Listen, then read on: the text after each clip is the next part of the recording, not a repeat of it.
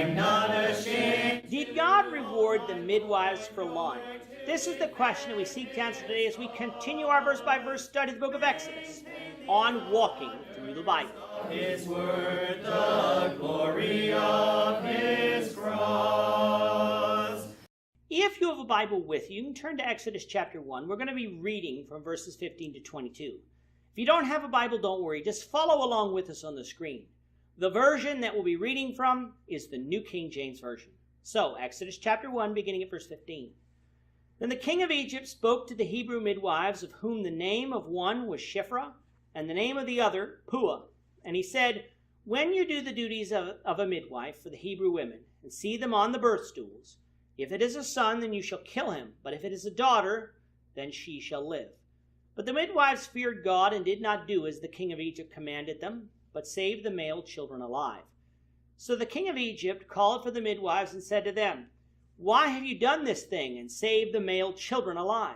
And the midwives said to Pharaoh, because the Hebrew women are not like the Egyptian women, for they are lively and give birth before the midwives come to them.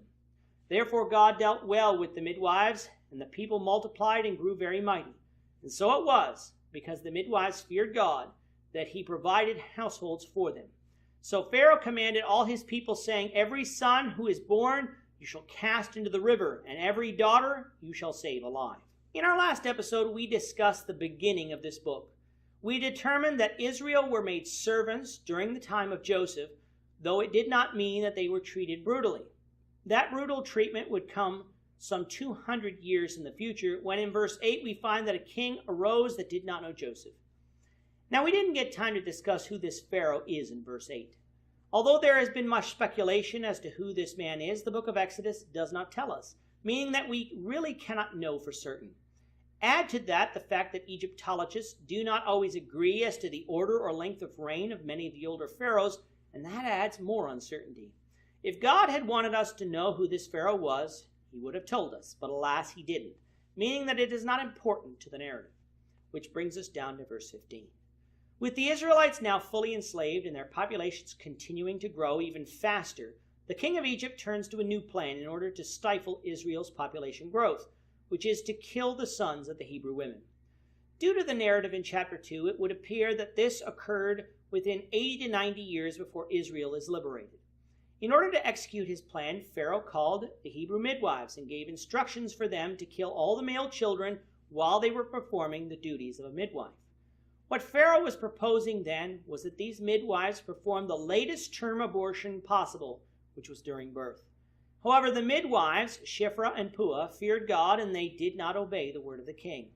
These midwives were justified in disobeying even the king here, for he had ordered them to murder innocent children, clearly a violation of God's law. However, Pharaoh found out that the male children were being kept alive and called these midwives to question them as to why they allowed this to happen. Their response?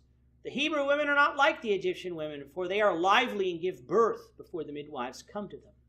Now many say from this that the midwives lied to Pharaoh, and indeed they might have. But let's examine this further.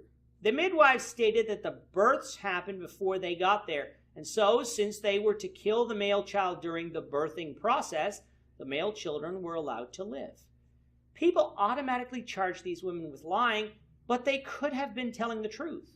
Verse 17 only states that the midwives saved the lives of the male children, but it doesn't say how. They could have done it by conveniently choosing not to be present until after the births had taken place.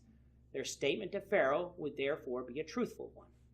But for the sake of argument, let's take the other side and assume that they did lie to Pharaoh here. Was it right in this case for them to lie, since they did so to save the lives of others? And the answer to that is no. But didn't God bless them for lying? No, the passage said God blessed them not because they sinned by lying, but because they did not murder the male children. They were thus blessed based on their works, not on their words. All who are rewarded by God at any time are blessed in spite of their sins, based on the gracious forgiveness of God. God is not arbitrary when dealing with sin. These women feared God, though, and therefore, if they lied, were obviously forgiven by God and blessed with households, meaning families. However, as we've shown, it is not necessary to conclude that these women lied at all, but were in fact entirely truthful. Pharaoh was angry at this statement, so he commanded all the people, saying that every son who is born shall be cast in the river, but every daughter kept alive. Pharaoh changed his command by taking the task of murdering these children out of the hands of the midwives and placing that responsibility on everyone. He told them that after the child is born, if he is a male, he is to be killed. Now, even though the verse doesn't specifically say every Hebrew male child, from chapter 2 we can know that this is what Pharaoh meant. What an evil command, but one that God, through his providence, would not allow to prevent him from expanding the numbers of Israel. With that, our time is up for today. The Lord willing, we hope you'll join us for tomorrow's question and answer edition, seeking to answer the question, what does it mean to abstain from every form of evil? The Lord willing, on Monday, we will return to our study of Exodus, covering Exodus chapter 2, verses 1 to 10, as we continue our walk through the Bible, one verse at a time. I'm not ashamed. Thank you for watching today's episode. We hope that you found it edifying and ask that you not only subscribe to our channel and podcast, but that you like and share this episode among your friends, so that the saving gospel of Jesus Christ can go out to the whole world. Of his cross.